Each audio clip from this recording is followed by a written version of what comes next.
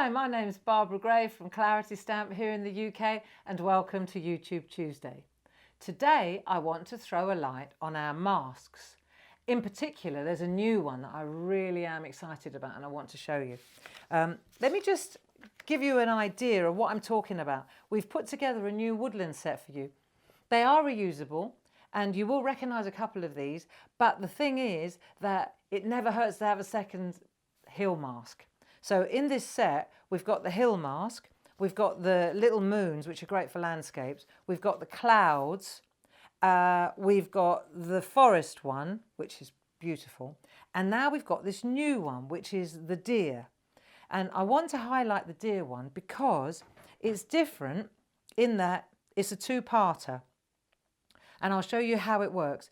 Let me show you what I've done with it. Look at that. I'll show you what I've done with it, and then I want to show you how to use it. So it's very, very simple.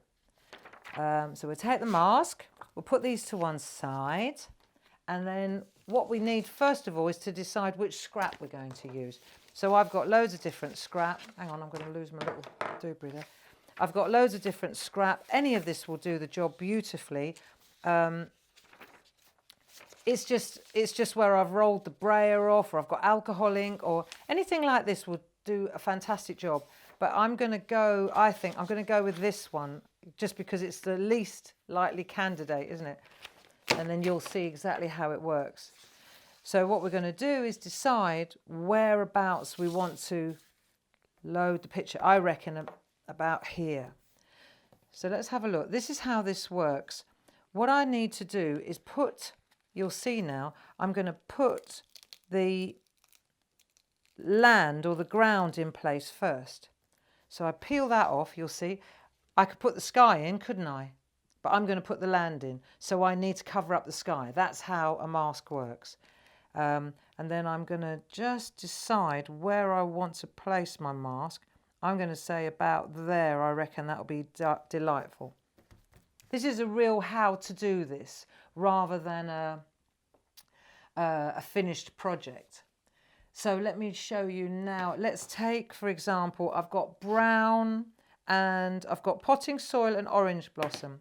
So let's start with, let's do the potting soil. Let's have a look. And we'll get the land in first. So then I need a makeup sponge. We use these spot-on sponges of ours. They're really good because they're really good quality latex. And then what I'm going to do now is just smear, you go in off the plastic mask, and we're just going to smear through like this. Can we see this okay? Can you see all right at home? Right, and then what we're going to do now is just smear this through. And what you'll find is one of the advantages of the masks is because they're super, super fine, all these tiny little grassy details will come up really well. So we can pound if you're not sure that you're getting in the gaps. But I reckon this will be just the ticket. We can always check as well. Right, that'll do for a start. And perhaps if I want to lighten it up a little bit, let's go in with the other colour, the orange blossom, and let's just tone this darkness down a bit. We'll just give it a little bit more of a warmer feel. Look, a bit further down, see? So we'll just pad through there.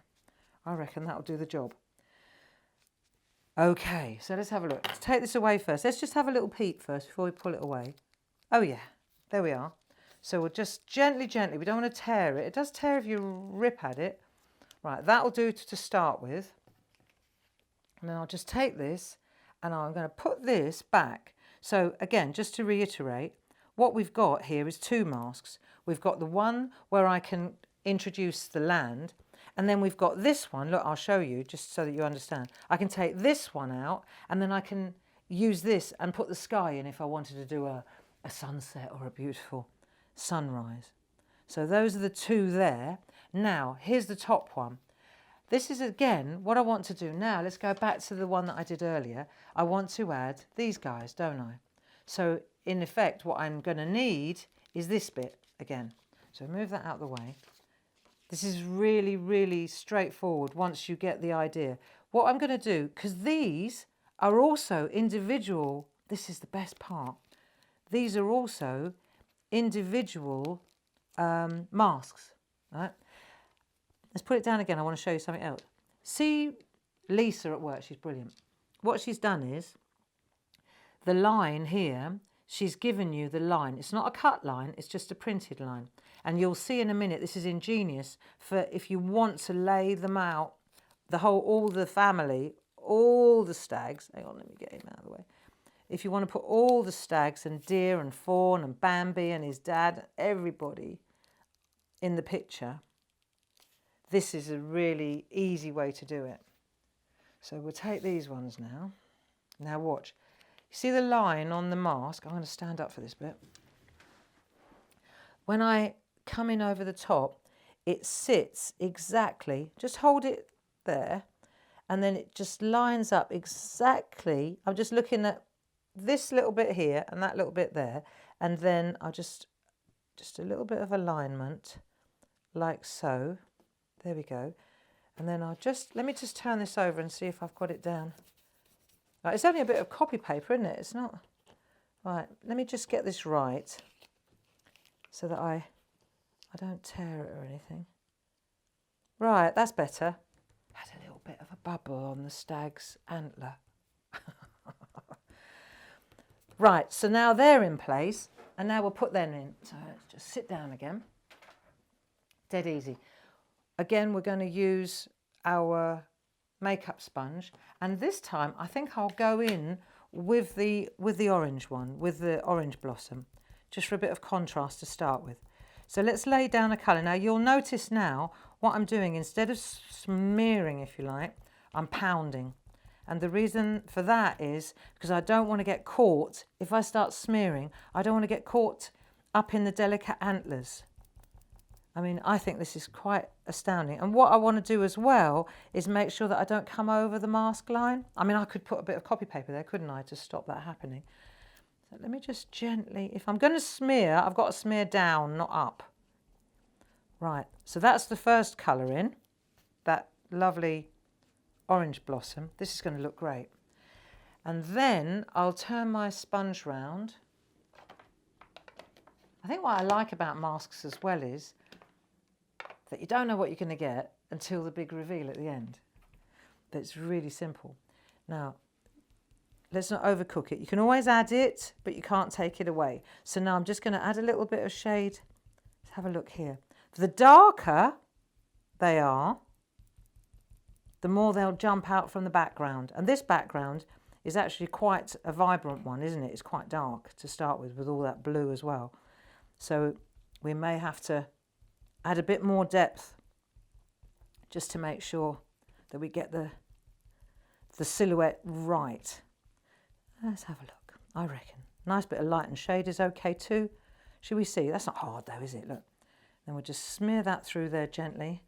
What I'm doing now is actually cleaning the mask while I'm smearing. Right, let's have a look, shall we? What do you think? Okay, so we've got them in place. I'll just lift this one off and see if it's worked. Oh, I think so, don't you? Right, now, we don't want to tear it. So what we're going to do is gently, gently ease this off. So we're going to do a little bit of a zigzag like this. We'll go up, under the legs, we'll come now over the antlers. We don't want to tear the bit between the antlers. Then we'll come back in here, gently, gently, gently, gently, up between the legs again, you see? And then what we're going to do, because we can use these again and again.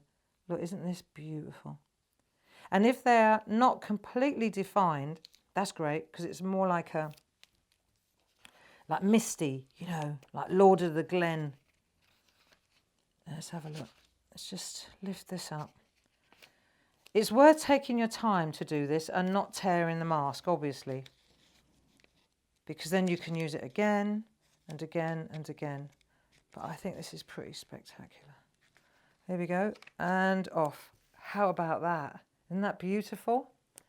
So then we've got other options. So I really like this. See, we've got this one, which was on the lighter background, so you can really see where you're going with it. And now we've got this one, which is slightly darker. Now that has its advantages as well. So let me just put this mask over here for a moment, because I want to introduce now the individual masks, because this is pretty cool.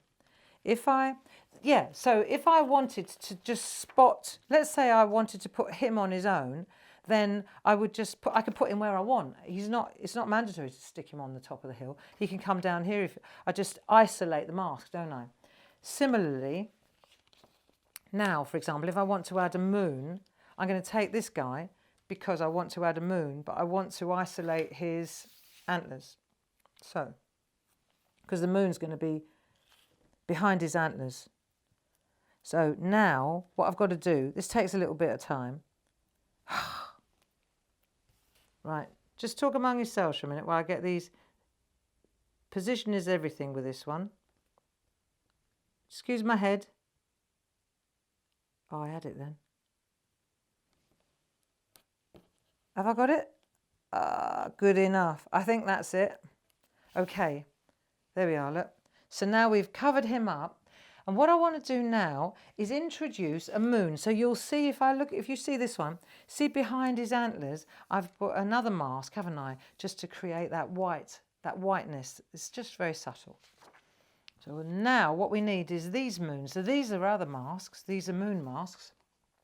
Honestly, you need to check out our mask. We've got landscapes like skylines, like New York, we've got Paris, we've got London, we've got a castle, we've got Monument Valley. I mean, really, really cool. And what I'm going to show you now is how to introduce a moon. So let's say I want to put a moon there. So that means that half his antlers, if I just did this now with white paint and introduced the moon, then unfortunately we would lose his antlers, and his antlers would look like they're behind the moon, which is pretty weird. So what we're going to do next is just take a little bit of white paint. I don't need much. In fact, you really don't want much. Oh, this is all old. Don't worry. Just need a tiny bit of white paint, white acrylic paint. That will do the job. And then I'm going to use these blending tools. There we go. And you know, when you use paint with these, you can also, it's a good idea, before the paint dries and it goes all crusty, just run it under the tap. This is what I did with this one. And then you can use them again and again and again. Just do it before the paint dries. Right, so I'm just going to spread out my white paint on my blending tool. Right, there we are. Just make sure. Now, I hope this mask is in the right place. And then what we're going to do is just gently, just pound. If you want the moon to be really, really white, let this layer dry and then go in again. But if it's going to be a bit more, oh, I might have a bit too much paint on this. If it's going to be more subtle, do you know what? I might be overcooking this. It's a good job I did one earlier then, isn't it? Right, gently, gently. Don't overcook it, Gray. Right, round we go. You can always add it, but you can't take it away. Right. See, what I like is, this is just a bit of old scrap. Well, anyway, it's not over yet. Let me just check if I've got the moon in. Oh, yeah. Should we do a bit more up the top? Right. I reckon. I want it to be a bit misty around the bottom.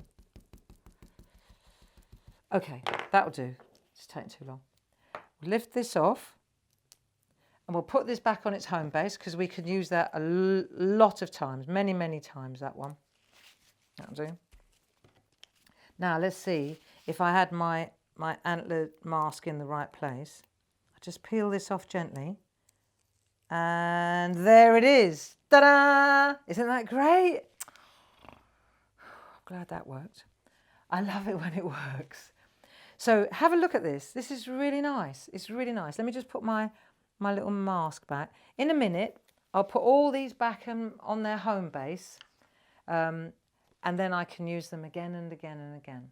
But I just wanted to highlight the masks that we design and produce ourselves at Clarity. So you can see here, if I show you, shall I show you here? Let's have a look at the one that I've just done. And it's just a piece of scrap copy paper.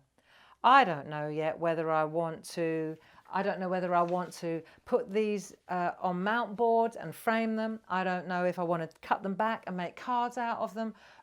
Maybe I'll put them on a canvas. You know, this would make a beautiful wraparound on a canvas, wouldn't it? You know, like there's another YouTube I did with a deer with an outline stamp. Have a look at that, check that one out and see how I made a canvas. This might make a beautiful canvases. And again, using scrap copy paper is the best way forward for that one. But since I'm not sure what to do, I'm going to wait and then decide. So when in doubt, hang about, as they say. Yeah, that's it for today. I'm really excited about these masks, the Woodland collection. Check out the Deerscape one, it's superb. Thought it merited an explanation because otherwise, how would you know how to use it? If you like what I do, then do subscribe. If you're interested in anything that I've used here, then head on over to our website, www.claritystamp.com. I blog every day, Barbara Gray, something or other, barbaragrayblog.com, that's it. And other than that, thank you for joining me and I shall see you next time. Bye-bye now.